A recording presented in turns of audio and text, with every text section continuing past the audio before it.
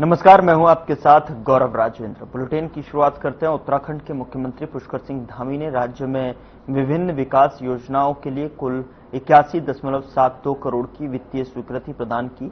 इसमें पेयजल योजनाओं के रखरखाव के लिए 62 करोड़, चंपावत जनपद की पाटी विकास खंड में मल्टी लेवल पार्किंग और बहुउद्देशीय भवन निर्माण के चलते 11.4 करोड़, अल्मोड़ा के जागेश्वर क्षेत्र में सड़क सुधार 4.66 करोड़ शामिल है। इसके अलावा उधमसिंह नगर के बाजपुर विधानसभा क्षेत्र में स्पान पुल निर्माण 2.83 करोड़ रुपए और 1.16 करोड़, उत्तरकाशी के जानकी चट्टी क्षेत्र में गंगनानी टनल में लेकर 3.18 की स्वीकृति दी गई है और नागरिक सुविधाओं को मजबूत करने की दिशा में एक महत्वपूर्ण कदम माना जा रहा है।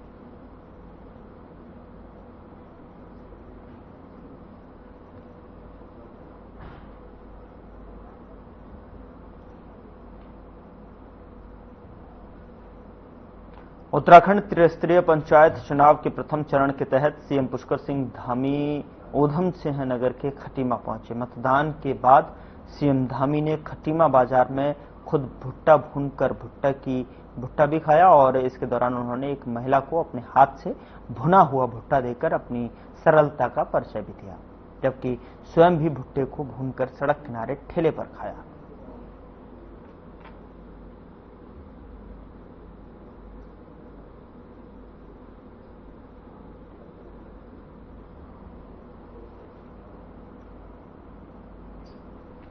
तो अपनी सरलता का परिचय देते हुए सीएम पुष्कर सिंह धामी ने सड़क किनारे भुट्टे को अपने हाथों से खुद भुट्टे को भूना, फिर उसका स्वाद चखा, साथ ही अपने हाथ से भुना हुआ भुट्टा महिलाओं को भी खिलाया।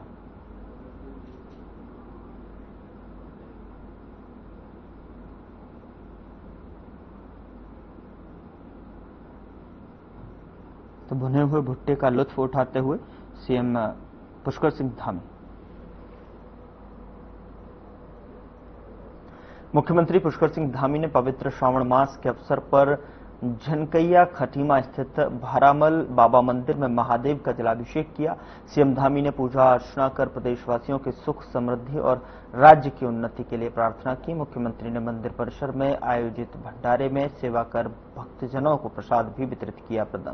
बता दें कि प्रसाद ग्रहण किया और इसके बाद उन्होंने एक पेड़ मां के नाम अभियान के अंतर्गत पौधारोपण कर प्रकृति और मातृत्व को नमन भी किया।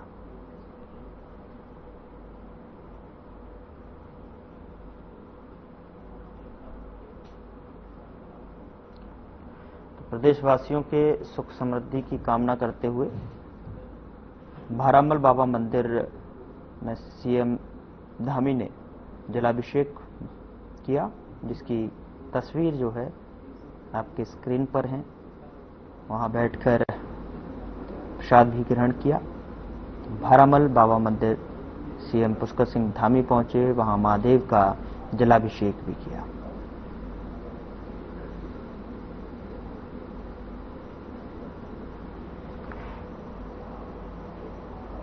मुख्यमंत्री पुष्कर सिंह धामी ने गुरुवार को लोक निर्माण विभाग अतिथि गृह खटीमा में क्षेत्र की जनता से मुलाकात की और उनकी समस्याएं सुनी।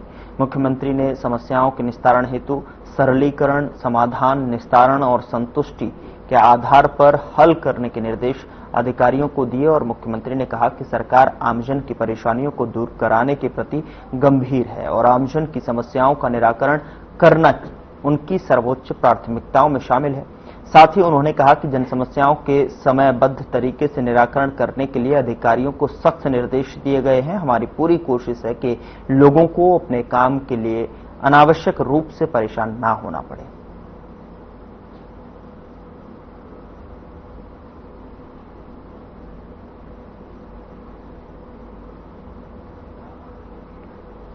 उत्तराखंड त्रिस्तरीय पंचायत चुनाव के प्रथम चरण का मतदान 24 जुलाई को सफलतापूर्वक, शांतिपूर्ण और पारदर्शी ढंग से संपन्न हो गया है। प्रथम चरण के लिए राज्य के सभी जनपदों के 49 विकास खंडों के लिए सुबह 8 बजे से मतदान की प्रक्रिया शुरू हुई। जानकारी के अनुसार प्रथम चरण में कुल 68% मतदाताओं ने अपने मताधिकार का प्रयोग किया, तो वहीं दूसरे चरण के तहत 28 जुलाई को वोटिंग प्रक्रिया होगी, जबकि 31 जुलाई को एक साथ काउंटिंग प्रक्रिया शुरू होगी। प्रदेश में पंचायत चुनाव में 17,829 प्रत्याशी मैदान में।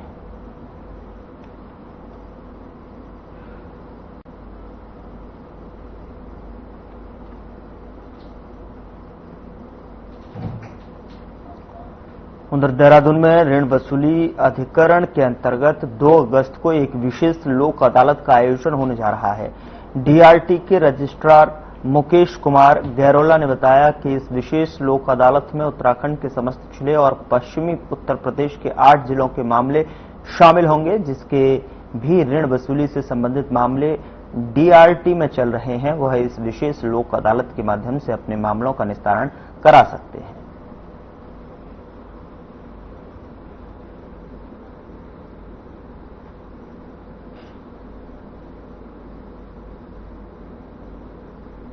विशेष लोक अदालत लगाई जा रही है। ये माननीय राष्ट्रीय सेवा विधिक सेवा प्राधिकरण NLSA के निर्देशानुसार उत्तराखंड राज्य विधिक सेवा प्राधिकरण नैनीताल के तत्वाधान में जिला विधिक सेवा प्राधिकरण के द्वारा इस ऋण वसूली अधिकरण देहरादून में आयोजित की जा रही है। जैसा कि आप जानते हैं कि लोक अदालत का जो प्लेटफॉर्म है वह एक अल्टरनेटिव डिस्प्यूट रेजोल्यूशन का मैकेनिज्म है, जिसमें दोनों पक्ष आपसी सुलह समझौते के आधार पर राजीनामा करते हैं।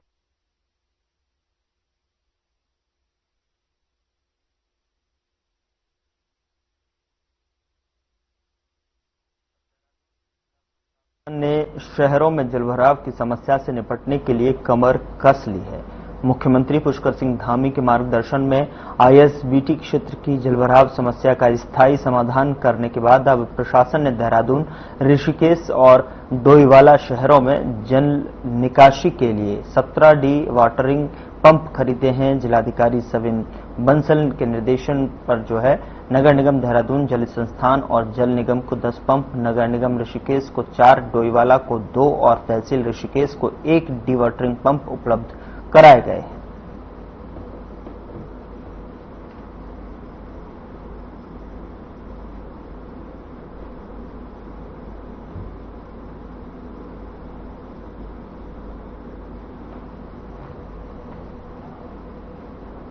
मनरेगा में घपलेबाजी का हरिद्वार पर प्रशासन ने सख्त एक्शन लिया है। गड़बड़ झाले की शिकायतों के बाद 2 ग्राम विकास अधिकारियों को तत्काल सस्पेंड कर दिया गया। बता दें कि बहादुराबाद ब्लॉक की ग्राम पंचायत गढ़ और औन्नेकी में मनरेगा के कामों में गड़बड़ी पाई गई। जांच में दोषी पाए जाने पर ग्राम विकास अधिकारी रविंद्र सैनी और प्रमोद सैनी पर गाज गिरी। जिला विकास अधिकारी ने दोनों को फौरन निलंबित कर दिया।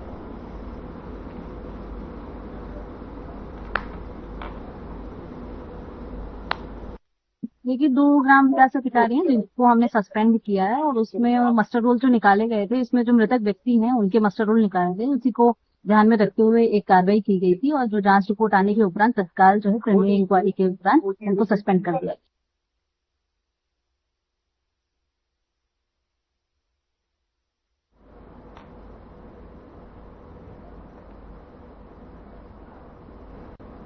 उधर हल्द्वानी में देवखड़ी नाले के किनारे निवास कर रहे आवास विकास कॉलोनी के लोगों को प्रशासन द्वारा दिए गए नोटिसों के विरोध में उठी आपत्तियों पर हल्द्वानी तहसील में सुनवाई की गई और इस दौरान कई लोगों ने अपने आवंटन से जुड़े दस्तावेज प्रस्तुत किए, जिसमें यह स्पष्ट हुआ है कि जिन जमीनों का पर उनका आवास है वे आवास विकास परिषद द्वारा वैध रूप से आवंटित की गई हैं और नाले की जमीन में नहीं आती हैं। सुनवाई के बाद प्रशासन ने 14 नोटिस निरस्त कर दिए हैं, जबकि शेष मामलों पर दस्तावेजों के सत्यापन और चौहदी मिलान की प्रक्रिया जारी है। मेयर गजराज बिष्ट ने कहा कि मामले की गंभीरता को देखते हुए प्रशासन को सभी पहलुओं पर विचार करना चाहिए। किसी को अनावश्यक रूप से नोटिस देकर या मकान पर लाल निशान लगाकर परेशान न किया जाए। जब तक दस्तावेजों की पूरी तरह पुष्टि नहीं हो जाती तब तक किसी के खिलाफ कोई कार्रवाई न हो।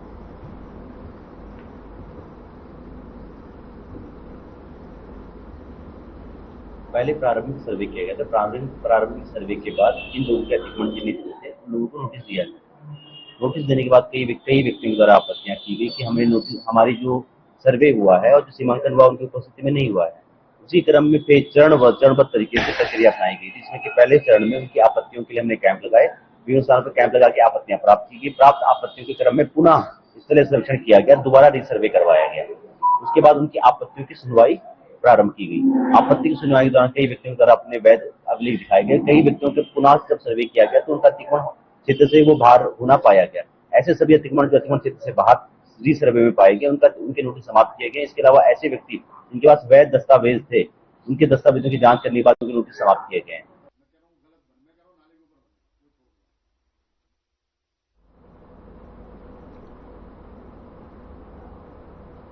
खबर हल्द्वानी से है, जहां नगर निगम क्षेत्र में लंबे समय से आतंक का पर्याय बने बंदरों पर अब लगाम लगाने और लगाम कसने की कवायद रंग ला रही है। नगर आयुक्त ऋचा सिंह के निर्देशन में मथुरा की विशेषज्ञ टीम के सहयोग से बंदर पकड़ने का अभियान लगातार जारी है। यह पहली बार है जब हल्द्वानी में इतनी संगठित तरीके से बंदर पकड़ने का अभियान शुरू किया गया है। अब तक 140 बंदरों को पकड़ा जा चुका है। बंदरों के हमले की शिकायतें सीधे नगर आयुक्त को लेकर कमिश्नर दीपक रावत तक पहुंच चुकी थी। इन शिकायतों के बाद नगर निगम द्वारा सख्त कदम उठाते हुए यह अभियान शुरू किया गया। नगर आयुक्त ऋचा सिंह ने बताया कि अभियान सतत रूप से जारी रहेगा और पकड़े गए बंदरों को वन विभाग को सौंप दिया जाएगा।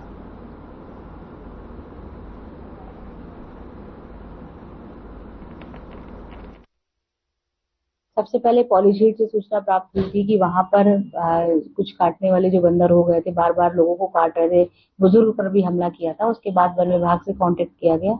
उसके बाद हम लोगों ने एक मथुरा की कंपनी थी जिसके साथ अनुबंध किया है और बंदर पकड़ने की प्रक्रिया हल्द्वानी में प्रारंभ हुई है। विभिन्न जगहों से अब तक 140 बंदरों का रेस्क्यू किया जा चुका है और इनको वन विभाग को सुपुर्द किया जा रहा है। और किस तरीके से बंदर जारी रहेगा सभी जो 60 वार्ड है? देखिए, जहां जहां से अब तक सूचना प्राप्त हुई, क्योंकि सभी लोगों को पता है कि इस समय टीम बाहर से आई हुई है, तो जो लोग इसमें सूचना दे रहे हैं तत्काल उस एरिया में टीम को भेजा जा रहा है और वो पिंजरा लगाकर अब तक जो 140 बंदर इन्होंने पकड़े हैं वो उन एरिया से हैं जो सार्वजनिक, जैसे हमारे स्कूल हो गया, रेलवे स्टेशन हो गया, इन सब जगहों से पकड़े हैं जो एक आम पब्लिक को नुकसान पहुंचा रहे थे। उनको हम फॉरेस्ट वन विभाग के सुपुर्द कर रहे हैं और वो उसका उसमें पर्याकरण भी कर रहे हैं जिससे कि इनकी संख्या को भी नियंत्रित किया जा सके।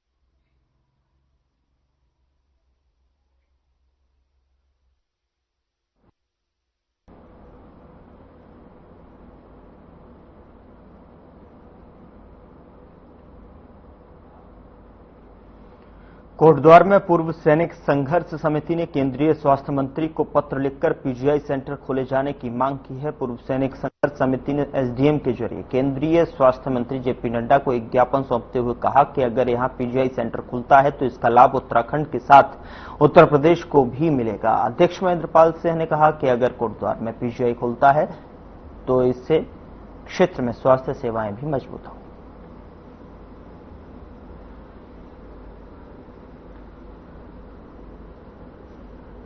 हमने आज दो दिन पहले पूर्व सैनिक संघर्ष समिति कोटद्वार के द्वारा माननीय स्वास्थ्य मंत्री भारत सरकार को एक पत्र लिखा है, जिसके माध्यम से हम कोटद्वार में पीजीआई खोलने के लिए एक प्रार्थना पत्र है, जिसके माध्यम से हम चाहते हैं कि क्योंकि आप जानते हैं कि वर्तमान में केंद्र सरकार राज्य सरकार के द्वारा कोटद्वार में मेडिकल खोलने पे जो एक वैधानिक बाध्यता है कि एक जिले में एक ही मेडिकल कॉलेज होगा, उसको रोकने का काम किया है। तो हम चाहते हैं कि यहाँ पे अगर पीजीआई खुलता है तो इसके समीपवर्ती जिले जैसे कि बिजनौर हो गया, आपका मुरादाबाद हो गया, पौड़ी हो गया, आपका उत्तरकाशी, सब के जितने भी लड़के जिन्होंने एमबीबीएस किया आगे की शिक्षा को परस्यू करना चाहते हैं, पीजी करना चाहते हैं, तो उसके माध्यम से यहाँ पे वो आ सकते हैं।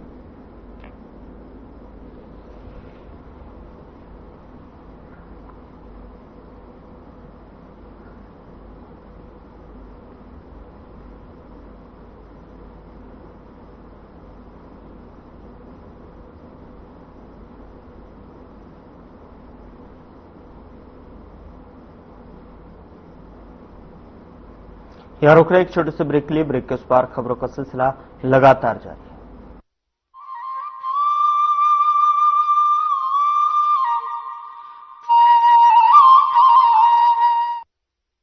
है। लोग सेहत बनाने के लिए क्या क्या नहीं करते। जिम जाते हैं, कसरत करते हैं, काजू बादाम प्रोटीन के डिब्बे तक घोल घोल कर पीते हैं, फिर भी उनकी सेहत नहीं बनती क्योंकि उनका पाचन तंत्र खराब है। और जब तक के पाचन तंत्र दुरुस्त नहीं होगा वो जितना मर्जी अच्छे से अच्छा खा ले, उनकी सेहत नहीं बन सकती। इसलिए हमारी संस्था सन्यासी आयुर्वेदा ने एक ऐसी दवा का निर्माण किया है जो कि आपके लिवर को, आपके पाचन तंत्र को दुरुस्त करने का काम करती है, ताकि आप जो भी खाएं उसका पूरे का पूरा निचोड़ आपके शरीर को लगे, आपकी भूख बढ़े, खाया पिया सही से लगे, नया खून बने, हड्डियों में जान आए, वजन बढ़े और आप मोटे तगड़े खूबसूरत पर्सनैलिटी के मालिक बन जाए। सिर्फ 699 रुपए की पूरे 1 महीने की दवा होती है और आप इसे घर बैठे 01145454545 पर फोन करके दवा मंगवा सकते हैं। चुलबुलापन जिसकी हर बात में भूल जाए, मेरी जैसी मेरी अपनी पताका चाय, गजब का स्वाद। यशस्वी प्रधानमंत्री नरेंद्र मोदी जी के संकल्प सबका साथ सबका विकास को माननीय मुख्यमंत्री योगी आदित्यनाथ जी ने सामाजिक एकता एवं समरसता के उच्चतम मानदंडों के साथ बनाया है यूपी सरकार का मूल मंत्र। परिणाम स्वरूप 2017 के बाद उत्तर प्रदेश में सभी को मिले बिना किसी भेदभाव के रोजगार के समान अवसर एवं योजनाओं के लाभ। 8.5 लाख से अधिक सरकारी और 3,75,000 से अधिक संविदा पर नौकरी पाने वाले जहां निष्पक्ष और पारदर्शी प्रक्रिया के साक्षी बने, वहीं अनुसूचित जाति, जनजाति, पिछड़े एवं निम्न आय वर्ग के अभ्यर्थियों को मिला आरक्षण का संपूर्ण लाभ। प्रधानमंत्री गरीब कल्याण अन्न योजना, प्रधानमंत्री आवास योजना और जल जीवन मिशन से लेकर मुख्यमंत्री युवा स्वरोजगार और एक जनपद एक उत्पाद जैसी विभिन्न योजनाएं यूपी में अंत्योदय से सर्वोदय का सपना कर रही है साकार। काम दमदार, डबल इंजन सरकार।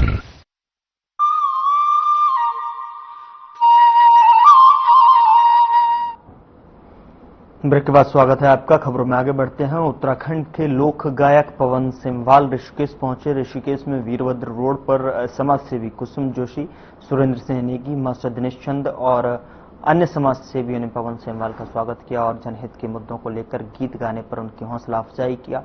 और मौके पर पवन सिंहवाल ने कहा कि जनहित के मुद्दों को लेकर वह लगातार गीत प्रस्तुत करते रहते हैं।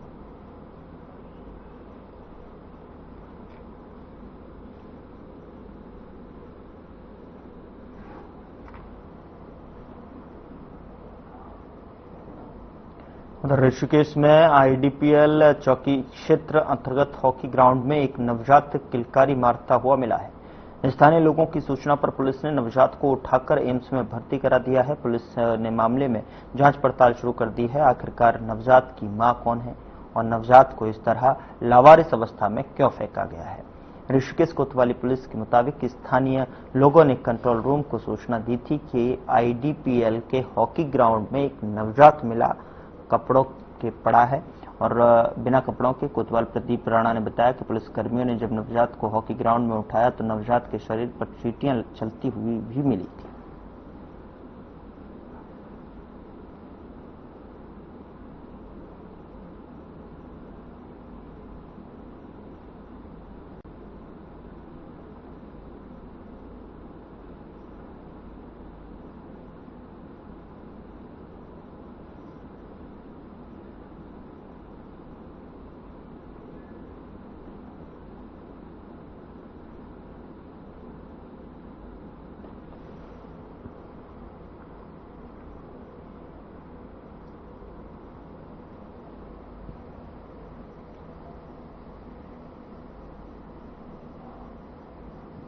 राज्य के शिक्षा और स्वास्थ्य मंत्री डॉक्टर धन सिंह रावत ने कहा कि धामी सरकार स्वास्थ्य के क्षेत्र में लगातार बड़े काम कर रही है। उन्होंने बताया कि देहरादून और हल्द्वानी मेडिकल कॉलेज में मरीजों के तीमारदारों के लिए आवासीय कमरों का निर्माण किया जा रहा है। ये कमरे मात्र 100 रुपए के रियायती किराए पर उपलब्ध कराए जाएंगे। साथ ही मंत्री ने कहा कि ये सुविधा उनके लिए होगी जिन मरीजों के साथ उनके तीमारदार आते हैं और उन्हें रुकने का ठिकाना नहीं मिलता। 100 रुपए में कमरे के साथ खाना भी दिया जाएगा।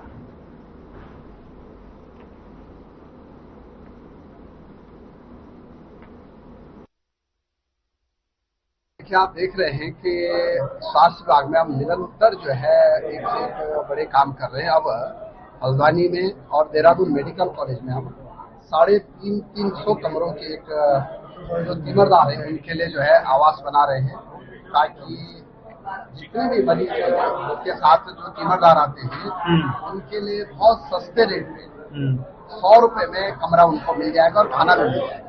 तो आज जो एमओयू हमने किए हैं और बहुत जल्दी जो है तीमरदारों के लिए एक बहुत अच्छा जो है आवास वहाँ पे बनेंगे ताकि उनको कोई दिक्कत न रहे।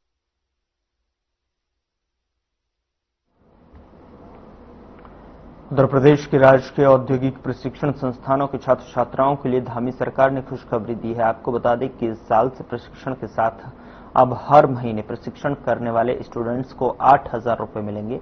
विभागीय मंत्री सौरभ बहुगुणा के मुताबिक जो है इसके लिए 4 बड़ी कंपनियों के साथ करार हुआ है। मंत्री सौरभ के मुताबिक प्रदेश के 80 में से 32 ITI में इस साल से दोहरी प्रशिक्षण प्रणाली की नई व्यवस्था शुरू होने जा रही है। इसके तहत सरकार ने 4 बड़ी कंपनियों Bajaj auto limited, Tata Motors, hero MotoCorp और हिमालयन पावर मशीन मैन्युफैक्चरिंग के साथ करार किया है। योजना के तहत छात्र छात्राओं का आधा प्रशिक्षण राजकीय औद्योगिक प्रशिक्षण संस्थानों में होगा, जिसमें यह कंपनियां प्रशिक्षण संस्थान में आकर स्टूडेंट्स को प्रशिक्षण देंगी।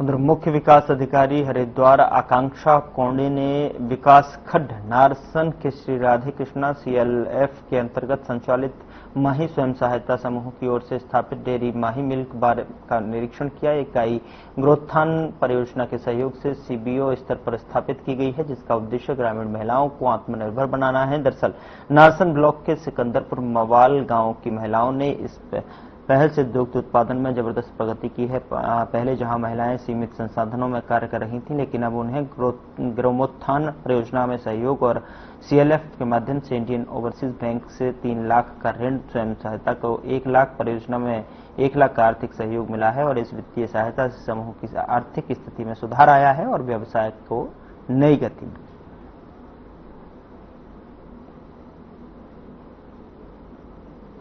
देखिए, आज नारसन ब्लॉक में हमारे राधे CLF हैं, उनके द्वारा डेयरी का काम किया जा रहा है और बहुत ही अच्छा काम किया जा रहा है। अभी जो इनके द्वारा जानकारी दी गई है उसमें कम से कम 1000 लीटर जो है पर डे दूध का कलेक्शन किया जा रहा है, कम से कम 60 से 70 महिलाओं के द्वारा।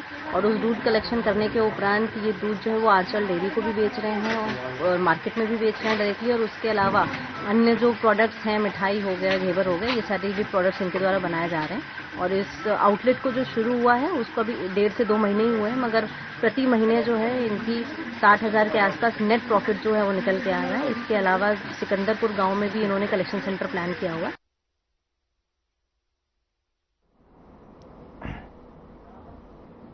उत्तराखंड में इन दिनों LUCC चिटफंड घोटाले की चर्चा है और अब इस फाइनेंशियल फ्रॉड की जांच CBI करेगी। दरअसल CM धामी ने हाल ही में इसके अनुमोदन को मंजूरी दी है, तो वहीं अब LUCC चिटफंड घोटाले को लेकर उत्तराखंड के सांसदों ने केंद्रीय गृह मंत्री अमित शाह से मुलाकात की है, जिसमें पौड़ी सांसद अनिल बलूनी, टिहरी सांसद माला राज्य लक्ष्मी शाह, हरिद्वार सांसद त्रिवेंद्र सिंह, नैनीताल सांसद अजय भट्ट शामिल थे। इस दौरान बलूनी ने मुलाकात को लेकर कहा कि उन्होंने केंद्रीय गृह मंत्री अमित शाह से LUCC फ्रॉड मामले में प्रोमोटर्स को कठोर से कठोर कार्रवाई करने का आग्रह किया है।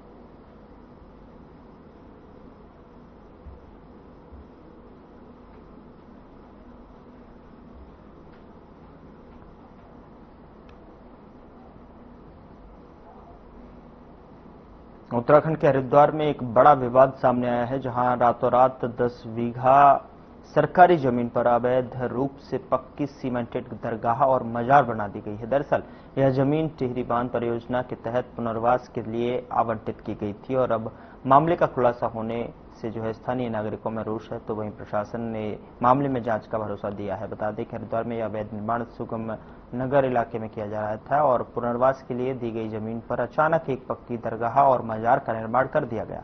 स्थानीय लोगों का आरोप है कि यह अवैध कब्जा रातों रात हुआ है और प्रशासन को इसकी भनक तक नहीं लगी। वहीं दूसरी ओर अब इस मामले को लेकर हिंदू रक्षा सेना के अध्यक्ष स्वामी प्रबोधानंद गिरी ने कड़ा रुख अपनाते हुए कहा है कि उत्तराखंड में लैंड जिहाद किसी भी कीमत पर बर्दाश्त नहीं किया जाएगा।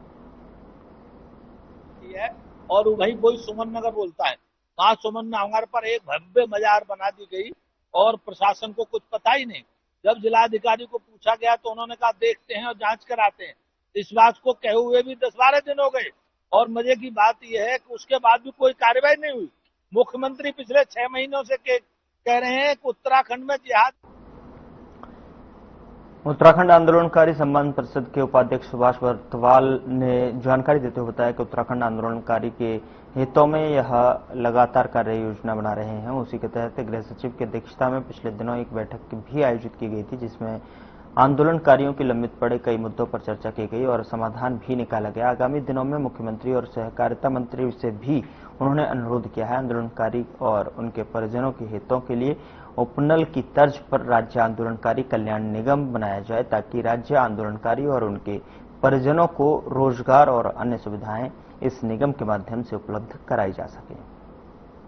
तमाम आंदोलनकारियों के कल्याणार्थ उसका जो है निर्माण किया गया है। जब से मुझे जो है दायित्व मिला है, मैंने प्रयास किया है कि उसको आंदोलनकारियों के हित में गतिमान।